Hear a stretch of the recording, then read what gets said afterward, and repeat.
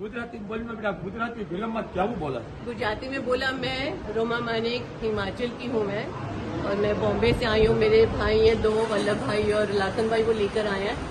कुछ मन की इच्छा लेकर आई हूँ माँ के पास। रोज वीडियो देखती हूँ माँ के और रोती हूँ। रोज प्रवचन बाबूजी के सुनती हूँ। बहुत इच्छा थी मैं आऊँ, आपसे मिलूँ।